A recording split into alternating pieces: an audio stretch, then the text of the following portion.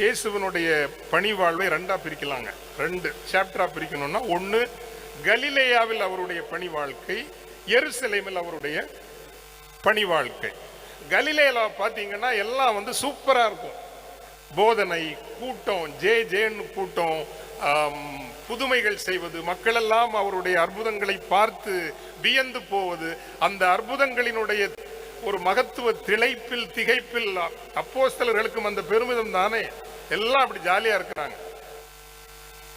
அப்போ ஒரு நாள் மலைக்கு மேல முக்கியமான அப்போஸ்தலரை கூட்டு போறார். அங்க போனா எப்படி இருக்குது? கொடைக்கானல் போனா எப்படி இருக்கும்? ஊட்டிக்கு போனா பிடிக்குமா பிடிக்காதா?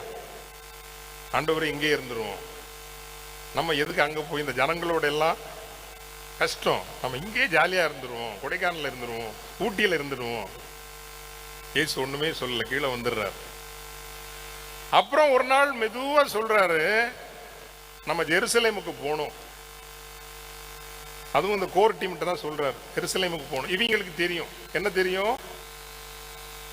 எருசலேமுக்கு போனா என்ன நடக்குங்கிறது இவங்களுக்கு தெரியும். பாடுகள், சிலுவை, மரணம். ஐயோ ஆண்டவரை, இது நல்லா தானே இருக்குது, எல்லாருக்கும் அப்பம் கொடுப்போம், எல்லாருக்கும் மீன் பகிர்ந்து கொடுப்போம், புதுமை செய்வோம், நல்லா இருக்கு, ஜாலியா இருக்கு, சிறப்பா இருக்கு.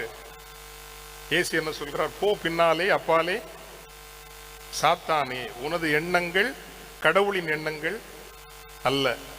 எருசலேமுக்கு போயாச்சு, வந்த பிரச்சனை எல்லாம் தெரியும், என்ன நடந்துன்ட்டு. அந்த இரவு உணவு வருது, அப்படியே லேசா இயேசு விடுறாரு. உங்களில் ஒருவன் என்னை கோழி கூவதற்கு முன்னால் காட்டி கொடுப்பான். அப்போது யார் காட்டி கொடுத்தாலும் இந்த பீட்டர், இந்த ராயப்பர், நோ சான்ஸே இல்லை, காட்டி கொடுக்க மாட்டார். சொல்லி முடிஞ்சு கோழி கூறதுக்குள்ள எத்தனை முறை காட்டி கொடுத்தாரு? காட்டி கொடுத்த மறுதளிச்சாரு, 3 முறை மறுதளிச்சார். இயேசு அவரை விட்டாராங்கிற, விட்டாரா விடலையா? விடல, இயேசு விடல.